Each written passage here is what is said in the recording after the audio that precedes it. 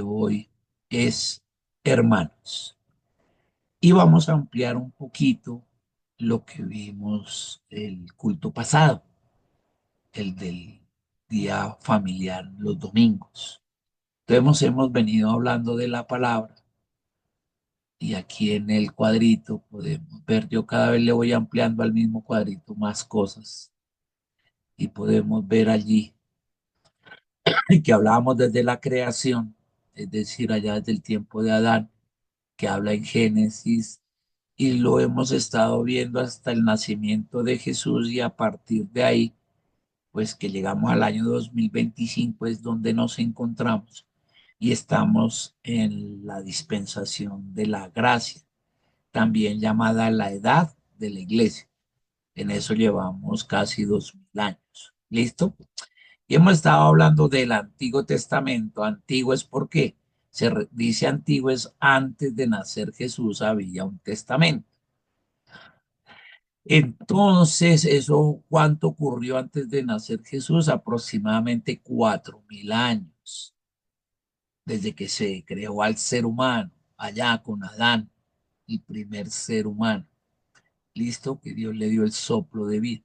Pasó hasta que nació Jesús 4000 años. Y habíamos visto que en el año 1520, ahí donde está el ratoncito, que Moisés escribía en esos tiempos el Pentateuco, los 5 primeros libros que uno encuentra en la Biblia, ¿cierto? Allá, Génesis, Éxodo, Levítico, Números y Deuteronomio. A esos 5 libros se les dice penta porque pues, penta viene de pentágono, entonces es 5. Penta significa 5 en el griego. Muy bien. En le dicen también el Pentateuco. Los hebreos o los judíos, los israelitas lo llaman la Torá y para ellos es su Biblia. Y en el concepto también universal judío, desde este libro de Génesis hasta el último libro que es allá en Zacarías realmente, en el Antiguo Testamento, a todo ese Antiguo Testamento de esos 32 autores del Antiguo Testamento, a todos esos libros que incluyen los 5 del qué, del Génesis, hasta donde hasta se quería, a esos 39 libros escritos por 32 personas en el Antiguo Testamento, en épocas distintas de tiempo. Se le conoce como la Tanaj. La Tanaj evidentemente incluye el Pentateuco, los 5 primeros libros. Pero para los judíos su Biblia es los 5 primeros, la Torah. Y la Tanaj es todo el compendio bíblico. Es decir, que nuestro Antiguo Testamento que aparece en la Biblia evangélica es la Tanaj de ellos, solo que está distribuida de una manera diferente en nosotros. Entonces vamos a ver eso. Habíamos visto el domingo en el culto que en el año 932, donde está el ratoncito, se separó Israel, en Israel del norte, Israel del sur, o lo que llaman Israel y Judá. En Israel del norte su capital Samaria y en Israel del sur su capital era Jerusalén. Y estos se fueron por el hijo, por Salomón, el hijo de David, que la embarró y tuvo muchas mujeres y le falló a Dios, hizo idolatría a los dioses de sus múltiples esposas y concubinas, y a Dios no le gustó nada esto, y le dijo que de las 12 tribus, 10 iban a ser gobernadas por otra persona, por un siervo de él, que no era hijo de él, y que solo al hijo de Salomón, a Roboam, le iba a dar a Judá y a la tribu de Benjamín, y allá al sur ese pedacito, y que todo lo del norte, para arriba, se lo iba a dar a un siervo, Jeroboam. Y así lo hizo. Y por eso se separó Israel en el año 930, antes de que naciera Cristo. Entonces quedan separadas estas dos naciones. Y allá en el año 500, que veíamos ahí donde está el profeta Zacarías, como en el 520, empiezan a llevarse a Israel del norte a Babilonia. Y casi 100 años después se llevan a los de Judá y la tribu de Benjamín, es decir, a Israel del sur, también allá, a Babilonia, con el famoso Nabucodonosor y todo esto. ¿Vale? Entonces, ¿eso por qué? Por desobediencia, por idolatría, por no hacerle caso a Dios. Tiene consecuencias. Eso siempre tendrá consecuencias. Y ya eso allá en el año 500, el habérselo sacado de su sitio natal, de origen, ahí en Israel, fueron sacados de su sitio, saqueadas sus casas y el templo, y fueron llevados lejos allá, a Babilonia, lo que hoy en día viene siendo Irán, Irak, y allá fueron llevados. Por eso se dice la dispersión de Israel. Se fueron llevados allá. ¿Listo? Muy bien. Ellos regresan aquí sobre el año 4, bueno, 530, regresan otra vez a su tierra allá porque cuando Nehemías le pide el favor al rey Darío, que era un rey persa, que por favor le dejara volver a reconstruir su pueblo. Ya empezó otra vez el regreso del pueblo, como unos 40 años después, todos otra vez a su tierra de origen. Y volvieron a su tierra de origen. Pero ellos siguieron los de Israel del norte en su Israel del norte y los del sur allá en Judá. O sea, seguían teniendo diferencias los de Israel del norte con los de Judá. Y en eso ya llevaban que más de siglos, más de 500 años ahí teniendo esas diferencias. Y aquí aparece el año 331, ahí donde usted ve el mouse, porque vamos a leer lo que dice aquí abajo. Biblioteca de Alejandría, hay por la National Geographic. Y dice, aquí abajo, Alejandro Magno fundó Alejandría, es una ciudad en Egipto, al norte de Egipto, en el año 331 antes de que naciera Cristo. En los planes para construir esa ciudad estaba el diseño y levantamiento del recinto cultural más grande, rico y diverso que se hubiera visto en la historia del mundo conocido hasta esa época. Por esta razón, el emperador macedonio, quien, Alejandro Magno, Alejandro el Grande, se dispuso a recopilar todos los saberes de sus conquistas en una biblioteca que llevaba su nombre, la Biblioteca de Alejandría. ¿En el año qué? 331 antes de que naciera Cristo. Y esto lo menciono porque él habiendo conquistado también en ese año a Israel, o sea, ellos conquistaron a los persas, que eran los que habían conquistado a los de Babilonia, y esos a su vez habían se llevado esclavos a Israel para allá. Entonces, a los de Babilonia los conquistaron los persas, a los persas los conquistaron los griegos con Alejandro Magno, a los griegos después los conquistaron ¿quién? Los romanos, el imperio romano, y por allá sobre el siglo V después de Cristo, pues se acabó el imperio romano. O sea, esos imperios tampoco duraron, pero este señor en el año 331 mandó construir esta biblioteca y él le dijo en sus países conquistados que los mejores libros los mandaran en griego, en su idioma, para poderlo leer cómodamente en su propio idioma, en el griego, los principales libros de las naciones que él había conquistado. Entre esas naciones estaba ¿quién? Israel. Entonces, por acomodo de eso, él pide que 6 de cada tribu de Israel que habían regresado después del exilio, habían regresado 6 gente sabia de cada tribu escribieran lo que había de los libros hasta esa fecha, o sea, la Tanaj, y la tradujeron del hebreo y del arameo. ¿A qué? Al griego, para que pudiera cómodo para los griegos leer su es. Estando en el griego ocurre esto. Antiguo Testamento. Entonces, 6 de cada tribu por 12 son ¿cuántos? 72 personajes. A esos 72 personajes que pasaron todo el Antiguo Testamento, del hebreo y del arameo al idioma griego, se le llamó la Septuaginta. Septuaginta son 70, realmente eran 72. Y para comodidad de estos, o sea, de los griegos,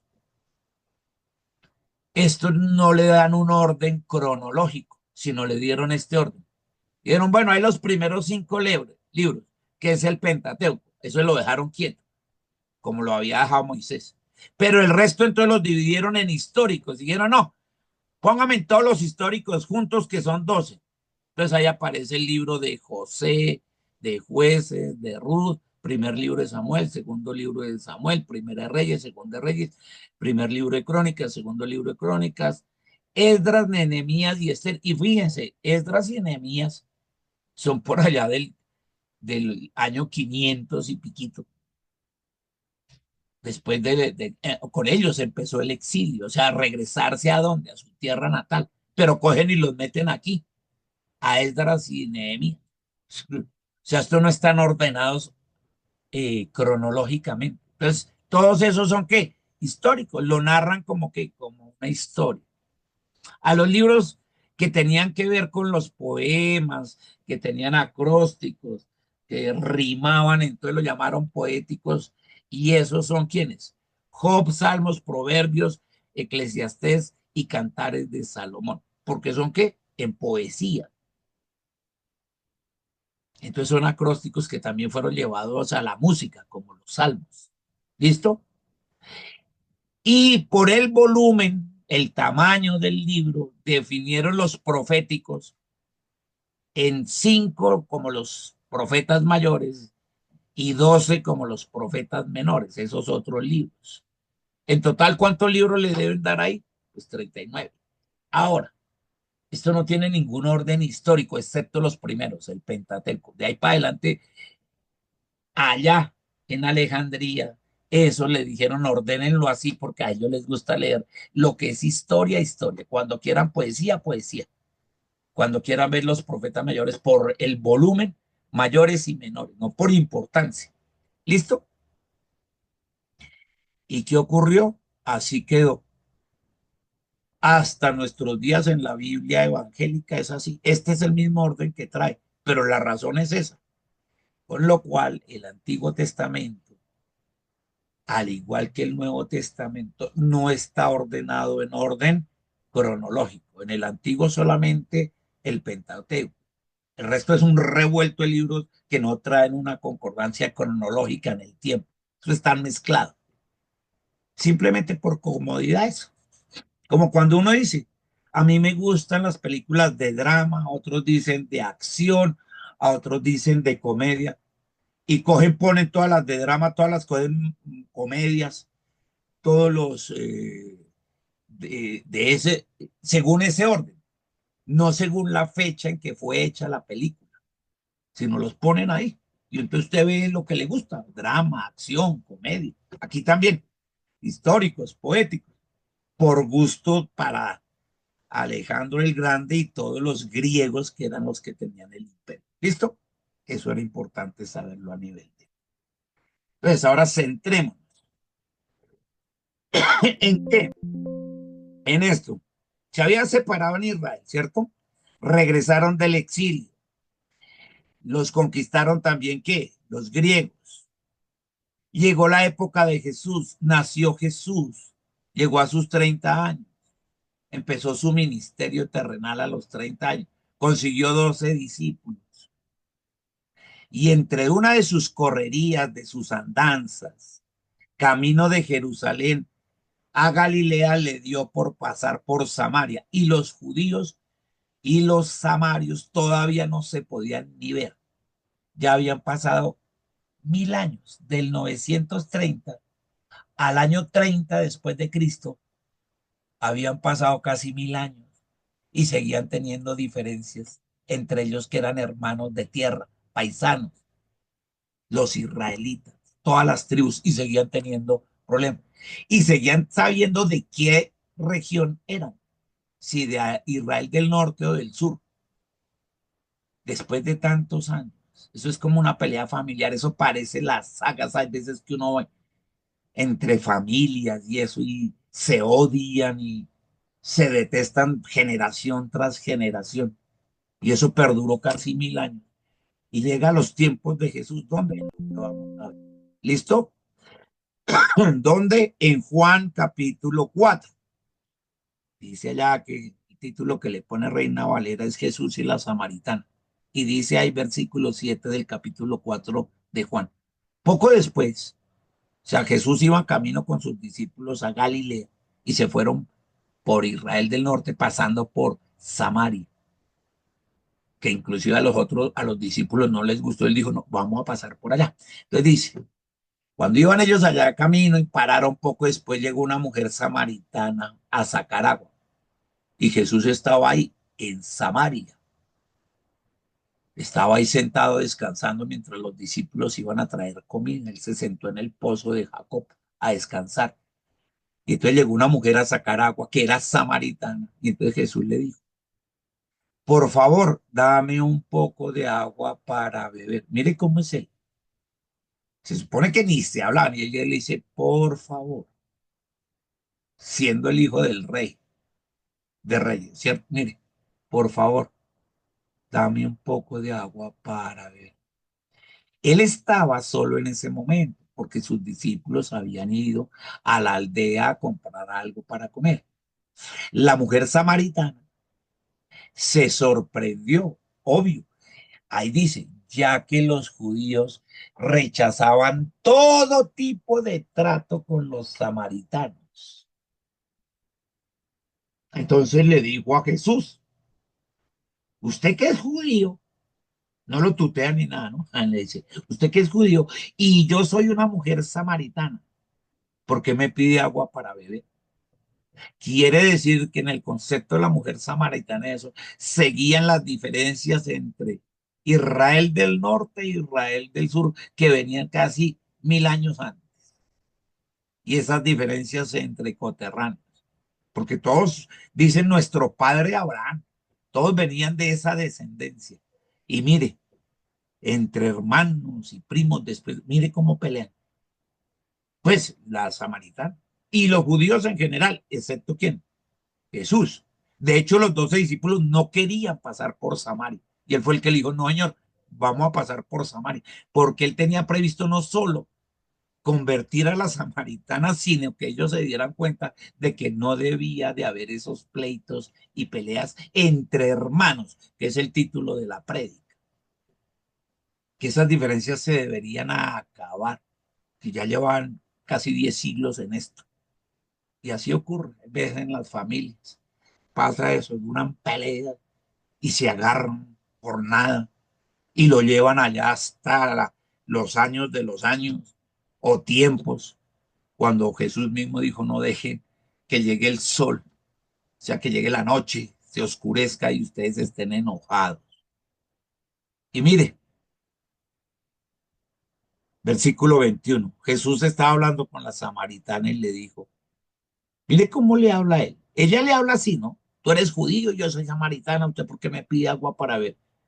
Y ahí adelante le dice Jesús, créeme, querida mujer, mire cómo la trata. Arriba le dice, por favor, y aquí le dice, créeme, querida mujer, que se acerca el tiempo en que no va a tener importancia si se adora a Papito Dios en este monte, o sea, en Israel del norte o en Israel del sur, en Jerusalén. Eso es lo de menos.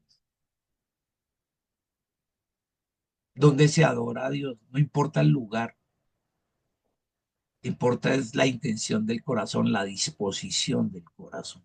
Y le dice, mire, versículo 24, Dios es espíritu, papito Dios es espíritu. El único que se hizo carne fue Jesús.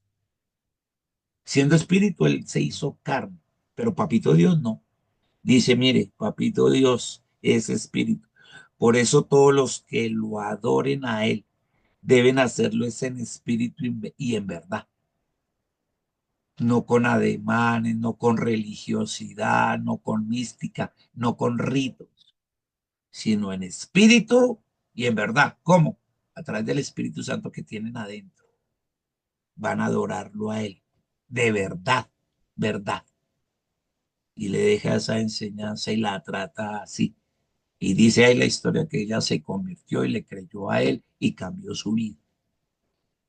Pero aquí hubo una reconciliación.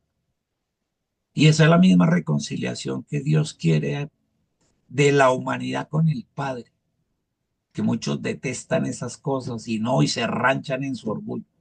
Y Él es así de amable. Por favor, y mire, créame, si usted coge esas dos frases, por favor, créeme que yo soy el camino, la verdad y la vida. Yo no vine a pelear ni con mis hermanos israelitas ni con el mundo. Todo lo contrario, vine a reconciliar al hombre con Papito Dios, porque Él es nuestro hermano mayor. Y te damos gracias, Señor, por estas enseñanzas tan profundas. En tu nombre, Jesús. Gracias.